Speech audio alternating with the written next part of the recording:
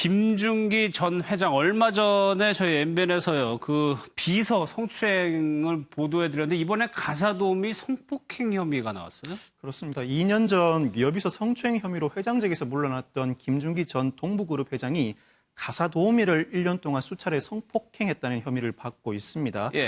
그러니까 이 가사도우미 A씨가 2016년부터 1년 동안 김 전 회장의 경기 남양주 별장에서 일해왔는데 그 1년 동안 수차례 성폭행을 당했다며 김 전 회장을 성폭행 혐의로 지난해 1월에 고소한 사실이 뒤늦게 밝혀졌습니다.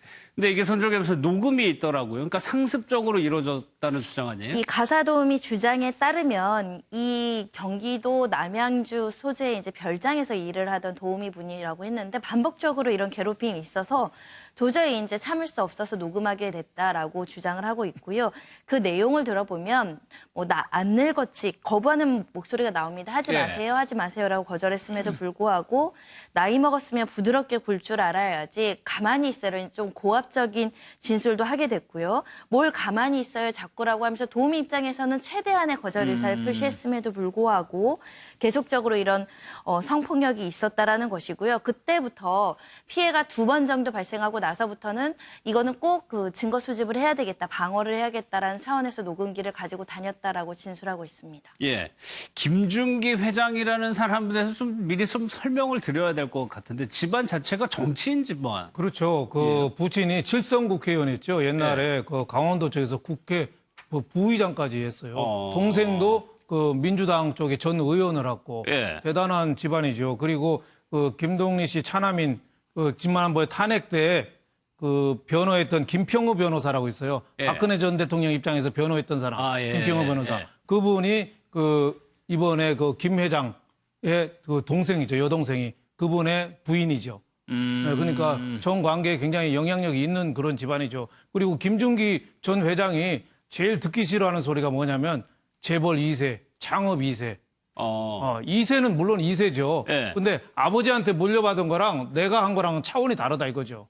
실질적인 창업 일으켰다는 얘기죠. 그렇죠. 그러면? 아버지한테는 조만한 이름만 동부라고 받았는데 저분이 대학교 때 창업을 했어요. 대학교 때 고대 경제학과 다니면서 미융 건설을 창업해가지고 그때 중동 붐이 일어나면서 건설이 굉장히 호황했잖아요. 그 막 키워가지고 자동차 보험도 인수하고 건설 금융 쪽 막 키워서 한때 재계 13위까지 커졌어요. 동부가요? 그럼요. 옛날에 이동통신 사업도 참여하고 그랬는데 한때 이제 뭐 반도체라든지 여러 가지 새로운 사업하면서 좀 실패하면서 재계 순위가 좀 30위 정도까지 좀 밀렸죠. 근데 이제 개인 사생활이 저렇게 문제가 되는데 그동안에 우리나라 재벌 회장들이 저런 사생활 논란이 좀 많이 있었어요, 집안에서. 그래서 제가 한번 물어봤어요. 왜 재벌들이 집에서 이렇게 많은 말썽을 일으키냐, 스캔들을. 그랬더니 어떨 때는 집에 있는 사람들이 다 자기가 소유할 수 있는 부속물로 보인대요. 일하는 사람들까지. 다 부속물. 내 마음대로 할 수 있다는 그런 착각에 저한테 그 얘기 해준 사람도 그러더라고요. 그 착각에 빠지려고 자기도 찬물 먹고 정신 차리고 막 그런데요.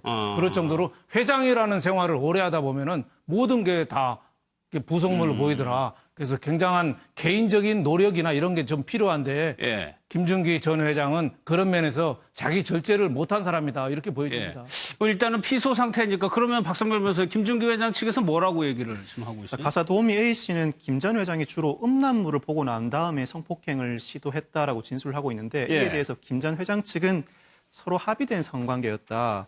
합의금도 이미 줬는데 돈을 더 요구하려는 의도인 듯하다라고 성폭행 혐의를 부인하고 있습니다. 이에 대해서 가사도우미 A씨가 재반박을 하고 나섰는데 성폭행 사실을 신고하려고 했더니 입막음을 시도했고 해고하면서 생활비로 2,200만 원을 준 게 전부다라고 하면서 계좌 내역을 경찰에 제출하면서 재반박을 했는데요.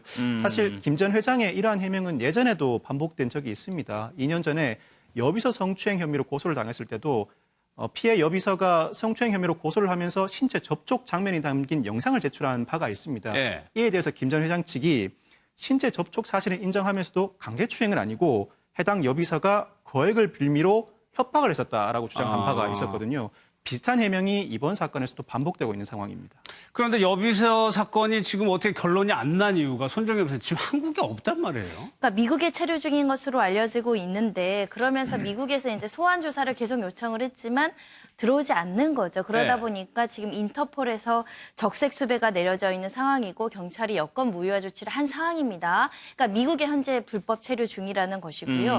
경찰은 이제 소재 파악이니까 그 신병이 확보가 되지 않다 보니까 기소 중지된 상태, 피의자의 신원을 확보할 수 없는 상태로 기소 중지 상태라고 하는데 미국에서 추방되면 이제 수사를 하겠다라고 하고 있지만 예. 사실은 조금 더 적극적인 수사 의지를 가지면 인터폴 적색 수배인데 왜 체포영장이 집행되지 않을까라는 생각을 할 수 있어서 조금 더 피해자들을 위해서는 적극적으로 소재를 파악해서 예. 그 수사를 진행해야 되지 않을까 합니다. 그러면 박선민 변호사 지금 경찰에서 할 수 있는 방법이 뭐가 있습니까? 인터폴 적색 수배가 이루어지면 회원국이 직접 피의자를 검거해서 수사 중인 국가에다 송환을 그렇죠. 해줘야 되거든요. 결국 기다릴 수밖에 없는데 그렇다고 하더라도 총영사 그리고 해당 국가의 대사를 통해서 정보 자료는 수집을 할 필요가 있습니다.